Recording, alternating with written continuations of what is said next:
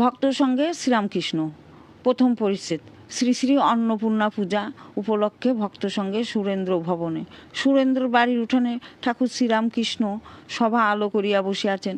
অপরাহ্নে বেলা 6টা হলো। উঠান হইতে পূর্বাশ্ব হইয়া ঠাকুর দালানে উঠিতে হয়। দালানের ভিতর সুন্দর ঠাকুর প্রতিমা, মার পাদপদ্মে জবা বিল্ল, গলায় পুষ্পমালা। মাও ঠাকুর দালান আলো করিয়া বসিয়া আছেন। আজ শ্রী শ্রী অন্নপূর্ণা পূজা, চৈত্র শুক্লাষ্টমী, 15ই এপ্রিল 1883 রবিবার, 3রা বৈশাখ 1290। সুরেন্দ্র মায়ের পূজা আনিয়াছেন, তাই ঠাকুরের নিমন্ত্রণ। ঠাকুর ভক্ত সঙ্গে আসিয়াছেন। আসিয়া ঠাকুর দালানে উঠিয়া শ্রী শ্রী ঠাকুর প্রতিমা দর্শন করিলেন। প্রণাম ও দর্শনানন্তর দাঁড়াইয়া মার দিকে তাকাইয়া শ্রীকরে মূল মন্ত্র জপ করিতেছেন। ভক্তরা ঠাকুর প্রতিমা দর্শন ও প্রণামানন্তর প্রভুর কাছে দাঁড়াইয়া আছেন। উঠানে ঠাকুর ভক্তর সঙ্গে আসিয়াছেন। উঠানে শতরঞ্চি পাতা হইয়াছে, তাহার উপর চাদর, তাহার উপর কয়েকটি তাকিয়া। একধারে খোল করতাল লইয়া কয়েকটি বৈষ্ণব বসিয়া আছেন। সংকীর্তন হইবে। ঠাকুরকে ঘেরিয়া ভক্তরা সব বসিলেন। ঠাকুর শ্রীরামকৃষ্ণকে একটি তাকিয়া লইয়া বসিতে বলা হইল। তিনি তাকিয়ার কাছে বসিলেন না, তাকিয়া সরাইয়া বসিলেন। শ্রীরামকৃষ্ণ ভক্তদের প্রতি, তাকিয়া ঠেসাস দিয়া বসা। কি জানো, অভিমান ত্যাগ করা বড় কঠিন। এই বিচার করছ, অভিমান কিছু নয়, আবার কোথা থেকে এসে পড়ে। ছাগলকে কেটে ফেলা গেছে, তবু অঙ্গ প্রত্যঙ্গ নড়ছে। স্বপ্নে ভয় দেখছ, ঘুম ভেঙে গেল, বেশ জেগে উঠলে তবু বুক ধুরধুর করছে। অভিমান ঠিক সেই রকম, তাড়িয়ে দিলেও আবার কোথা থেকে এসে পড়ে। অমনি মুখ ভার করে বলে, আমায় খাতির করলে না। কেদার ত্রিনাদপি শুনিছেন তরিব সহিষ্ণু না। শ্রীরামকৃষ্ণ, আমি ভক্তের রেণুর রেণু। বৈদ্যনাথের প্রবেশ। বৈদ্যনাথ কৃতবিদ্য, কলিকাতায় বড় আদালতের উকিল। ঠাকুরকে হাত জোড়ে প্রণাম করিলেন ও এক পাশে আসন গ্রহণ করিলেন। সুরেন্দ্র শ্রীরামকৃষ্ণের প্রতি, ইনি আমার আত্মীয়। শ্রীরামকৃষ্ণ, হ্যাঁ, এর স্বভাবটি বেশ দেখছি। সুরেন্দ্র, ইনি আমাকে কি জিজ্ঞাসা করবেন তাই এসেছেন। শ্রীরামকৃষ্ণ বৈদ্যনাথের প্রতি, যা কিছু দেখছো সবই তার শক্তি, তার শক্তি ব্যতিরেকে কারো কিছু করবার জো নাই। তবে একটি কথা আছে, তার শক্তি সব স্থানে সমান নয়। বিদ্যাসাগর বলেছিল, ঈশ্বর কি কারোকে বেশি শক্তি দিয়েছেন? আমি বললাম, শক্তি কম বেশি যদি না দিয়ে থাকেন, তোমায় আমরা দেখতে এসেছি কেন? তোমার কি দুটো শিং বেরিয়েছে? তবে দাঁড়ালো যে ঈশ্বর বিভুরূপে সর্বভূতে আছেন, কেবল শক্তি বিশেষ। স্বাধীন ইচ্ছা না ঈশ্বরের ইচ্ছা, free will or God's will. Baidyanath মহাশয়, একটি সন্দেহ আমার আছে। এই যে বলে ফ্রি উইল অর্থাৎ স্বাধীন ইচ্ছা, মনে করলে ভালো কাজও করতে পারি, মন্দ কাজও করতে পারি। এটা কি সত্য? সত্যই কি আমরা স্বাধীন? শ্রীরামকৃষ্ণ, সকলই ঈশ্বরের অধীন, তারই লীলা। তিনি নানা জিনিস করেছেন, ছোট বড়, বলবান দুর্বল, ভালো মন্দ, ভালো লোক মন্দ লোক, এসব তার মায়া খেলা। এই দেখো না, বাগানের সব গাছ কি কিছু সমান হয় না? যতক্ষণ ঈশ্বরকে লাভ না হয় ততক্ষণ মনে হয় আমরা স্বাধীন। এ ভ্রম তিনিই রেখে দেন। তা না হলে পাপের বৃদ্ধি হতো, পাপকে ভয় হতো না, পাপের শাস্তি হতো না। যিনি সলাপ করেছেন তার ভাব কি জানো? আমি যন্ত্র, তুমি যন্ত্রী। আমি ঘর, তুমি ঘরণী। আমি রথ, তুমি রথী। যেমন চালাও তেমনি চলি, যেমন বলাও তেমনি বলি। ঈশ্বর দর্শন কি একদিনে হয়? সাধুসঙ্গ প্রয়োজন। শ্রীরামকৃষ্ণ বৈদ্যনাথের প্রতি, তর্ক করা ভালো নয়, আপনি কি বলো? বৈদ্যনাথ, আগে হ্যাঁ, তর্ক করা ভাবটি জ্ঞান হলে যায়। Sri Ramakrishna, thank you. সকলের হাস্য। তোমার হবে। ঈশ্বরের কথা যদি কেউ বলে লোকে বিশ্বাস করে না। যদি কোনো মহাপুরুষ বলেন আমি ঈশ্বরকে দেখেছি, তবুও সাধারণ লোকে এই মহাপুরুষের কথা লয় না। লোকে মনে করে ও যদি ঈশ্বর দেখেছে আমাদের দেখিয়ে দিক। কিন্তু একদিনে কি নারী দেখতে শেখা যায়? বৌদ্ধের সঙ্গে অনেক দিন ধরে ঘুরতে হয়, তখন কোনটা কফের, কোনটা বায়ুর, কোনটা পিত্তের নারী বলা যেতে পারি। যাদের নারী দেখা ব্যবসা তাদের সঙ্গ করতে হয় সকলের হাস্য। অমুক নম্বরের সুতা যে সে চিনতে পারে, সুতার ব্যবসা করো, যারা ব্যবসা করে তাদের দোকানে কিছুদিন থাকো, তবে কোনটা 40 নম্বর কোনটা 41 নম্বরের সুতা ঝা করে বলতে পারবে। দ্বিতীয় পরিচ্ছেদ, ভক্তর সঙ্গে সংকীর্তন আনন্দে সমাধি মন্দিরে। এইবার সংকীর্তন আরম্ভ হইবে। খোল বাজিতেছে, গোষ্ঠ খোল বাজাইতেছে, এখনও গান আরম্ভ হয় নাই। খোলের মধুর বাজনা, গৌরাঙ্গ মণ্ডল ও তাহাদের নাম সংকীর্তন কথা উদ্দীপন করে। ঠাকুর ভাবে মগ্ন হইতেছেন, মাঝে মাঝে খুলির দিকে দৃষ্টি নিক্ষেপ করিয়া বলতেছেন, আ মরি, আ মরি, আমার রোমাঞ্চ হচ্ছে। গায়কেরা জিজ্ঞাসা করলেন, কিরূপ পদ গাহিবেন? ঠাকুর শ্রীরামকৃষ্ণ বিনীতভাবে বললেন, একটু গৌরাঙ্গের কথা গাও। কীর্তন আরম্ভ হইল। প্রথমে গৌর চন্দ্রিকা, তৎপরে অন্য গীত। লাখো বান কাঞ্চন চিনি, রসে চর চর গোরা মুজাং ছিন নিনছিন নিস্নি, কি কাজ শরৎ কোটি শশী, জগৎ করিলে আলো গোরা মুখের হাসি। কীর্তনে গৌরাঙ্গের রূপ বর্ণনা হইতেছে। কীর্তনিয়া আখর দিতেছে, সখী দেখিলাম পূর্ণ শশী, হাস নাই মৃগাঙ্ক নাই, হৃদয় আলো করে। কীর্তনিয়া আবার বলেছেন, কোটি শশীর অমৃতে মুখ মাজা। এই কথা শুনিতে শুনিতে ঠাকুর সমাধিস্থ হইলেন। গান চলিতে লাগিল। কিয়ৎক্ষণ পরে ঠাকুর শ্রীরামকৃষ্ণের সমাধি ভঙ্গ হইল। তিনি ভাবে বিভোর হইয়া হঠাৎ দণ্ডায়মান হইলেন ও প্রেমোন্মুক্ত গোপিকার ন্যায় শ্রীকৃষ্ণের রূপের বর্ণনা করিতে করিতে কীর্তনিয়ার সঙ্গে সঙ্গে আখর দিতেছেন। সখী রূপের দোষ না মনের দোষ, আনো হেরিতে শ্যামময় হেরি ত্রিভুবন। ঠাকুর নৃত্য করিতে করিতে আখর দিতেছেন। ভক্তরা অবাক হইয়া দেখিতেছেন। কীর্তনিয়া আবার বলছেন গোপিকার উক্তি, বাঁশি বাজিস না, তোর কি নিদ্রা নাইকো? আখর দিয়া বলছেন, আর নিদ্রা হবেই বা কেমন করে, শয্যা তো করকল পল্লব, আহার তো শ্রীমুখের অমৃত, তাতে অঙ্গুলির সেবা। ঠাকুর শ্রীরামকৃষ্ণ আসন পুনর্বার গ্রহণ করিয়াছেন। কীর্তন চলিতে লাগিল। শ্রীমতী বলছেন, চক্ষু গেল, শ্রবণ গেল, ঘ্রাণ গেল, ইন্দ্রিয় সকলে চলে গেল, আমি একেলা কেন বা রোলাম গো। শেষে রাধাকৃষ্ণের মিলন গান হইল। ধনী মালা গাথে শ্যাম গলে দোলাইতে, এমন সময়ে আইল সম্মুখে শ্যাম গুণমণি। গান যুগল মিলন। নিধুবনে শ্যাম বিনোদিনী ভোর, দুহার রূপের নাহিক উপমা প্রেমের নাহিরোর।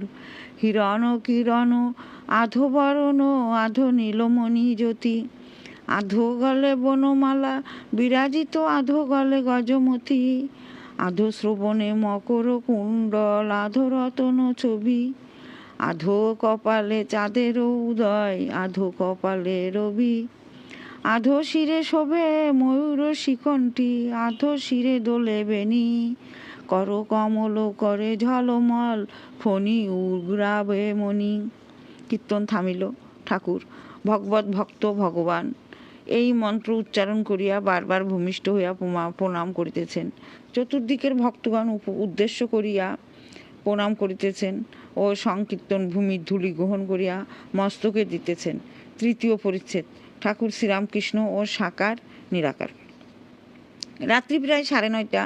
শ্রী শ্রী অন্নপূর্ণা ঠাকুর দালান আলো করিয়া আছেন। সম্মুখে ঠাকুর শ্রীরামকৃষ্ণ ভক্ত সঙ্গে দাঁড়াইয়া। সুরেন্দ্র, রাখাল, কেদার, মাস্টার, রাম, মনমোহন ও অন্যান্য অনেক ভক্তরা রয়েছেন। তাহারা সকলে ঠাকুরের সঙ্গে প্রসাদ পাইয়াছেন। সুরেন্দ্র সকলকে পরিতোষ করিয়া খাওয়াইয়াছেন। এইবার ঠাকুর শ্রীরামকৃষ্ণ দক্ষিণেশ্বর বাগানে প্রত্যাবর্তন করিবেন। ভক্তরাও স্বস্বধামে চলিয়া যাইবেন। সকলেই ঠাকুর দালানে আসিয়া সমবেত হইয়াছেন সুরেন্দ্র শ্রীরামকৃষ্ণের প্রতি। আজ কিন্তু মায়ের নাম একটিও হলো না। শ্রীরামকৃষ্ণ ঠাকুরের প্রতিমা দেখাইয়া, আহা কেমন দালানের শোভা হয়েছে, মা যেন আলো করে বসে আছেন, এরূপ দর্শন করলে কত আনন্দ হয়, ভোগের ইচ্ছা। শোক এসব পালিয়ে যায়। তবে নিরাকার কি দর্শন হয় না? তা নয়, বিষয় বুদ্ধি একটু থাকলে হবে না। ঋষিরা সর্বত্যাগ করে অখণ্ড সচ্চিদানন্দের চিন্তা করেছিলেন। ইদানিং ব্রহ্মজ্ঞানীরা অচল ঘন বলে গান গায়, আমার আলুনি লাগে। যারা গান গায় যেন মিষ্টরস পায় না। চিটে গুড়ের পানা নিয়ে ভুলে থাকলে মিশ্রির পানার সন্ধান করতে ইচ্ছা হয় না? তোমরা দেখো কেমন বাইরে দর্শন করছ আর আনন্দ পাচ্ছ। যারা নিরাকার করে কিছু পায় না, তাদের না আছে বাইরে, না আছে ভিতরে। ঠাকুরমার নাম করিয়া গান গাইতেছেন, গো আনন্দময়ী হয়ে আমার নিরানন্দ করো না, ও দুটি চরণ বিনা আমার মন অন্য কিছু আর জানে না।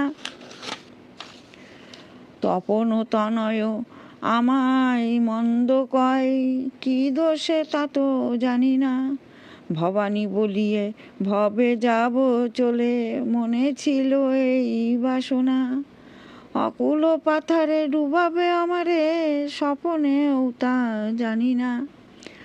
অহর অহর নিশি শ্রী দুর্গা নামে ভাসি, তবু দুঃখ রাশি গেল না।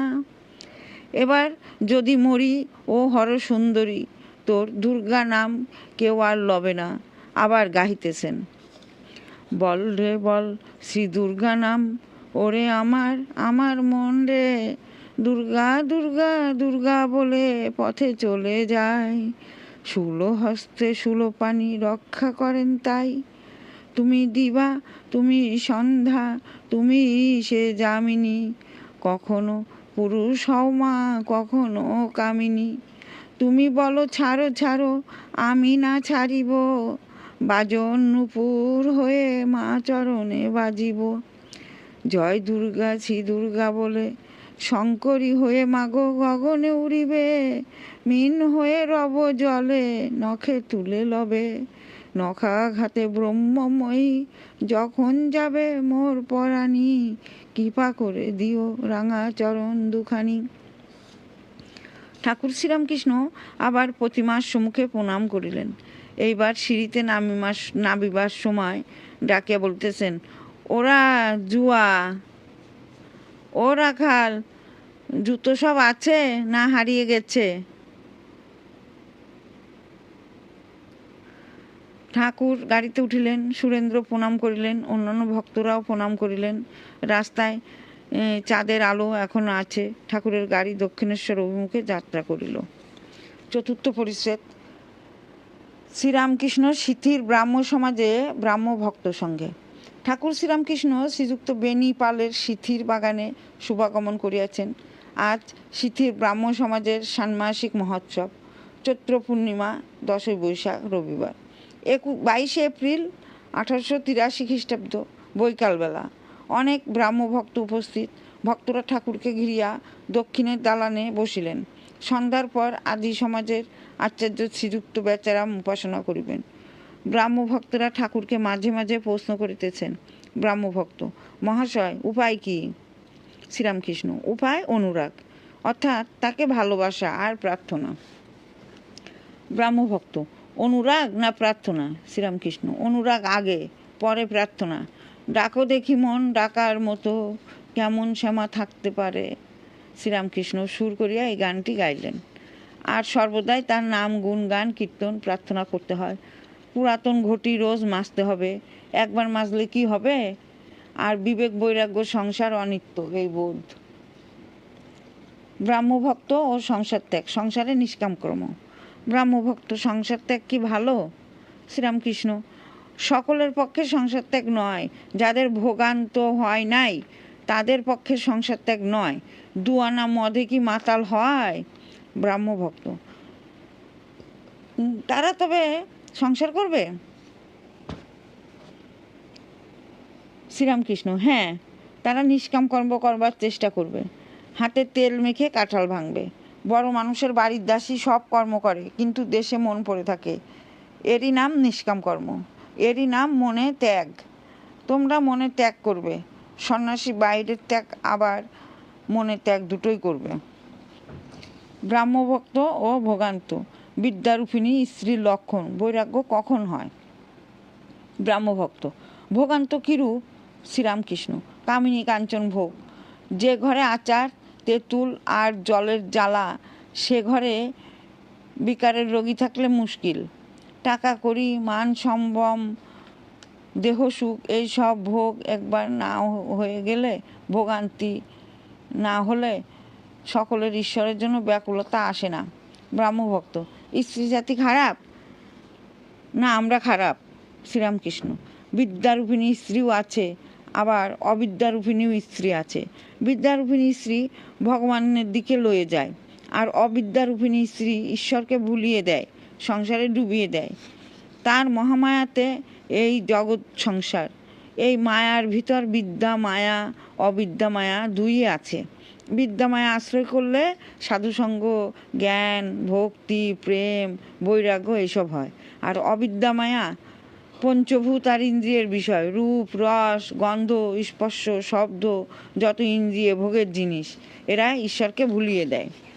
ব্রাহ্মভক্ত: অবিদ্যাতে যদি অজ্ঞান করে, তবে তিনি অবিদ্যা করছেন কেন? শ্রীরামকৃষ্ণ: তার লীলা। অন্ধকার না থাকলে আলোর মহিমা বোঝা যায় না, দুঃখ না থাকলে সুখ বোঝা যায় না, মন্দ জ্ঞান থাকলে তবে ভালো জ্ঞান হয়। আবার আছে, খোসাটি আছে বলে তবে আমটি বাড়ে ও পাকে। আমটি তয়ের হয়ে গেলে তবে খোসা ফেলে দিতে হয়। মায়ারূপ ছালটি থাকলে তবে ক্রমে ব্রহ্মজ্ঞান হয়। বিদ্যা মায়া, অবিদ্যা মায়া আমের খোসার নেয়, দুই দরকার। ব্রহ্মভক্ত: আচ্ছা, সাকার পূজা, মাটিতে গড়া ঠাকুর পূজা, এসব কি ভালো? শ্রীরামকৃষ্ণ: তোমরা সাকার মানো না, তা বেশ, তোমাদের পক্ষে মূর্তি নয় ভাব। তোমরা টানটুকু নেবে, যেমন কৃষ্ণের উপর রাধার টান, ভালোবাসা। সাকারবাদীরা যেমন মা কালী, মা দুর্গার পূজা করে, মা মা বলে কত ডাকে, কত ভালোবাসে, সেই ভাবটি তোমরা লবে, মূর্তি নাই বা মানলে। ব্রাহ্মভক্ত: বৈরাগ্য কি করে হয়, আর সকলের হয় না কেন? শ্রীরামকৃষ্ণ: ভোগের শান্তি না হলে বৈরাগ্য হয় না। ছোট ছেলেকে খাবার আর পুতুল দিয়ে বেশ ভুলানো যায়, কিন্তু যখন খাওয়া হয়ে গেল আর পুতুল নিয়ে খেলা হয়ে গেল, তখন মা যাবো বলে। মার কাছে নিয়ে না গেলে পুতুল ছুঁড়ে ফেলে দেয় আর চিৎকার করে কাঁদে। সচ্চিদানন্দই গুরু। ঈশ্বর লাভের পর সন্ধ্যাদি কর্মত্যাগ। ব্রাহ্মভক্তরা গুরুবাদের বিরোধী, তাই ব্রাহ্মভক্তটি এ সম্বন্ধে কথা কইতেছেন। ব্রাহ্মভক্ত: মহাশয়, গুরু না হলে কি জ্ঞান হবে না? শ্রীরামকৃষ্ণ: সচ্চিদানন্দই গুরু। যদি মানুষ গুরুরূপে চৈতন্য করে, তো জানবে যে সচ্চিদানন্দই ওই রূপ ধারণ করেছেন। গুরু যেমন সেতো হাত ধরে নিয়ে যায়, ভগবান দর্শন হলে আর গুরু শিষ্য বোধ থাকে না। সে বড় কঠিন ঠাই, গুরু শিষ্যে দেখা নাই। তাই জনক সুখদেবকে বললেন, যদি ব্রহ্মজ্ঞান চাও, আগে দক্ষিণা দাও। কেননা ব্রহ্মজ্ঞান হলে আর গুরু শিষ্য ভেদ বুদ্ধি থাকবে না। যতক্ষণ ঈশ্বর দর্শন না হয়, ততদিনই গুরু শিষ্য সম্বন্ধ। ক্রমে সন্ধ্যা হইল।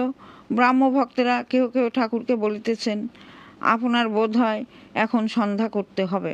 শ্রীরামকৃষ্ণ: না, সেরকম নয়, ওসব প্রথম প্রথম একবার করে নিতে হয়, তারপর আর কোষাকুষি বা নিয়মাদি দরকার হয় না। পঞ্চম পরিচ্ছেদ। শ্রীরামকৃষ্ণ আচার্য শ্রী বেচারাম বেদান্ত ও ব্রহ্মতত্ত্ব প্রসঙ্গে। সন্ধ্যার পর আদি সমাজের আচার্য শ্রীযুক্ত বেচারাম বেদিতে বসিয়া উপাসনা করিলেন। মাঝে মাঝে ব্রহ্ম সঙ্গীত ও উপনিষদ হইতে পাঠ হইতে লাগিল। উপাসনান্তে শ্রীরামকৃষ্ণের সঙ্গে বসিয়া আচার্য অনেক আলাপ করিতেছেন।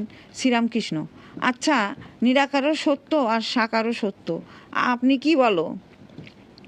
সাকার, নিরাকার, চিন্ময়রূপ ও ভক্ত। আচার্য: আজ্ঞা, নিরাকার যেমন ইলেকট্রিক কারেন্ট, তড়িৎ প্রবাহ, চোখে দেখা যায় না, কিন্তু অনুভব করা যায়। শ্রীরামকৃষ্ণ: হ্যাঁ, দুই সত্য, সাকার নিরাকার দুই সত্য। শুধু নিরাকার বলা কিরূপ জন্যে? যেমন রোশন চৌকির একজন পো ধরে থাকে, তার বাঁশির 7 ফোঁকর সত্ত্বেও। কিন্তু আর একজন দেখো কত রাগিনী বাজায়। সেরূপ সাকারবাদীরা দেখো ঈশ্বরকে কতভাবে সম্ভব করে। শান্ত, দাস্য, সখ্য, বাৎসল্য, মধুর, নানা ভাব। কি জানো, অমৃতকুণ্ডে কোনো রকমে পড়া, তা স্তব করেই হোক অথবা কেউ ধাক্কা মেরেছে আর তুমি কুণ্ডে পড়ে গেছো, একই ফল, দুইজনেই অমর হবে। ব্রাহ্মদের পক্ষে জল বরফ উপমা ঠিক। সচ্চিদানন্দ যেমন অনন্ত জলরাশি, মহাসাগরের জল ঠান্ডা দেশে স্থানে স্থানে যেমন বরফের আকার ধারণ করে, সেইরূপ ভক্তিহীনে সেই সচ্চিদানন্দ সগুণ ব্রহ্মের জন্য সাকার রূপ ধারণ করেন। ঋষিরা সেই অতীন্দ্রিয় চিন্ময় রূপ দর্শন করেছিলেন, আবার তার সঙ্গে কথা কয়েছিলেন ভক্তের প্রেমের শরীর ভাগবতী তনু দ্বারা সেই চিন্ময় রূপ দর্শন হয়। আবার আছে ব্রহ্ম অবাজ্ঞন সগোচর, জ্ঞান সূর্যের তাপে সাকার বরফ গলে যায়। ব্রহ্মজ্ঞানের পর নির্বিকল্প সমাধির পর আবার সেই অনন্ত বাক্যমনের অতীত অরূপ নিরাকার ব্রহ্মের স্বরূপ মুখে বলা যায় না, চুপ হয়ে যায়। অনন্তকে কে মুখে বোঝাবে? পাখি যত উপরে ওঠে তার উপর আরও আছে। আপনি কি বলো আচার্য? আজ্ঞা হ্যাঁ, বেদান্ত ওইরূপ কথাই আছে, বেদান্তে ওইরূপ কথাই আছে।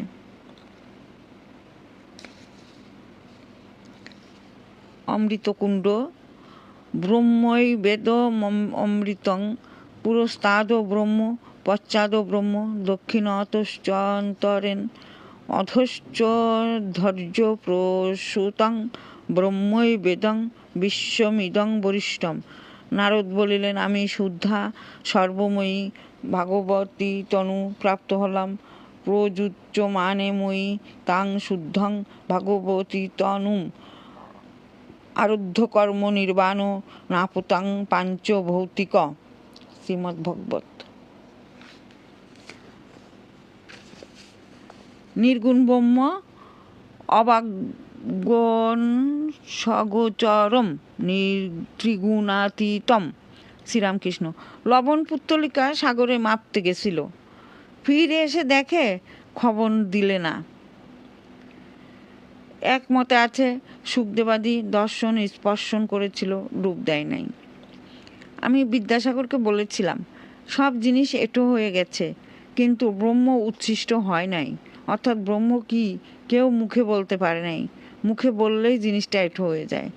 বিদ্যাসাগর পণ্ডিত শুনে ভারী খুশি। কেদারের এদিকে শুনেছি বরফে ঢাকা পাহাড় আছে, কেদারের ওদিকে শুনেছি বরফে ঢাকা পাহাড় আছে। বেশি উচ্চে উঠলে আর ফিরতে হয় না। যারা বেশি উচ্চতে কি আছে গেলে কিরূপ অবস্থা হয় এসব জানতে গিয়েছে, তারা ফিরে এসে আর খবর দেয় নাই। তাকে দর্শন হলে মানুষ আনন্দে বিহ্বল হয়ে যায়, চুপ হয়ে যায়। খবর কে দেবে, বুঝাবে কে? 7 দেউড়ির পর রাজা, প্রত্যেক দেউড়িতে এক একজন মহা ঐশ্বর্যবান পুরুষ বসে আছে। প্রত্যেক দেউড়িতে শিষ্য জিজ্ঞাসা করছে, এই কি রাজা? গুরু বলছে না, নেতি নেতি। 7ম দেউড়িতে গিয়ে যা দেখলে একেবারে অবাক, আনন্দে বিহ্বল। আর জিজ্ঞাসা করতে হলো না, এই কি রাজা? দেখেই সব সংশয় চলে গেল। আচার্য, আজ্ঞে হ্যাঁ, বেদান্তে এইরূপই সব আছে। শ্রীরামকৃষ্ণ যখন তিনি সৃষ্টি স্থিতি প্রলয় করেন তখন তাকে সগুণ ব্রহ্ম আদ্যাশক্তি বলি। যখন তিনি 3 গুণের অতীত তখন তাকে নির্গুণ ব্রহ্ম বাক্যমনের অতীত বলা যায়, পরব্রহ্ম। মানুষ তার মায়াতে পড়ে স্বস্বরূপকে ভুলে যায়। সে যে বাপের অনন্ত ঐশ্বর্যের অধিকারী তা ভুলে যায়। তার মায়া ত্রিগুণময়ী, তিনি ত্রিগুণী ডাকাত, সর্বস্ব হরণ করেন, স্বরূপকে ভুলিয়ে দেয়। সত রজ তম 3 গুণ, এদের মধ্যে শতগুণই ঈশ্বরের পথ দেখিয়ে দেয়, কিন্তু ঈশ্বরের কাছে শতগুণও নিয়ে যেতে পারে না। একজন ধনী বনপথে দিয়ে যাচ্ছিল, এমন সময় 3 জন ডাকাত তাকে ঘিরে ফেলল ও তার সর্বস্ব হরণ করল। সব কেড়ে কুড়ে নিয়ে একজন ডাকাত বললে, আর একে রেখে দিয়ে কি হবে, একে মেরে ফেল। এই বলে তাকে কাটতে এলো। দ্বিতীয় ডাকাত বলল, মেরে ফেলে কাজ নেই, একে আষ্টে পিষ্টে বেঁধে এখানে ফেলে রেখে যাওয়া যাক, তাহলে পুলিশকে খবর দিতে পারবে না। এই বলে ওকে বেঁধে রেখে ডাকাতরা চলে গেল। খানিকক্ষণ পরে তৃতীয় ডাকাতটি ফিরে এলো, এসে বলল, আহা, তোমার বড় লেগেছে না, আমি তোমার বন্ধন খুলে দিচ্ছি। বন্ধন খুলবার পর লোকটিকে সঙ্গে করে নিয়ে ডাকাত পথ দেখিয়ে দেখিয়ে চলতে লাগলো। সরকারি রাস্তার কাছে এসে বললে, এই পথ ধরে যাও, এখন তুমি অনায়াসে নিজের বাড়িতে যেতে পারবে। লোকটি বললে, সে কি মহাশয়, আপনিও চলুন, আপনি আমার কত উপকার করলেন, আমাদের বাড়িতে গেলে আমরা কত আনন্দিত হব। ডাকাতটি বললে, না, আমার ওখানে যাবার জো নাই, পুলিশে ধরবে। এই বলে সে পথ দেখিয়ে দিয়ে চলে গেল। প্রথম ডাকাতটি তমগুণ, সে বলেছিল, একে রেখে আর কি হবে, মেরে ফেলো, তমগুণে বিনাশ হয়। দ্বিতীয় ডাকাতটি রজগুণ, রজগুণে মানুষ সংসারে বন্ধ হয়, নানা কাজে জড়ায়। রজগুণ ঈশ্বরকে ভুলিয়ে দেয়। সত্যগুণই কেবল ঈশ্বরের পথ দেখিয়ে দেয়। দয়া, ধর্ম, ভক্তি এসব সত্যগুণ থেকে হয়। শতগুণ যেন সিঁড়ির শেষ ধাপ, তারপরেই ছাদ। মানুষের স্বধাম হচ্ছে পরব্রহ্ম। ত্রিগুণাতীত না হলে ব্রহ্মজ্ঞান হয় না। আশ্চর্য, বেশ সব কথা হলো। শ্রীরামকৃষ্ণ সহাস্যে, ভক্তের স্বভাব কি জানো? আমি বলি তুমি শুনো, তুমি বলো আমি শুনি। তোমরা আচার্য, কত লোককে শিক্ষা দিচ্ছ। তোমরা জাহাজ, আমরা জেলে ডিঙ্গি। সকলের হাস্য।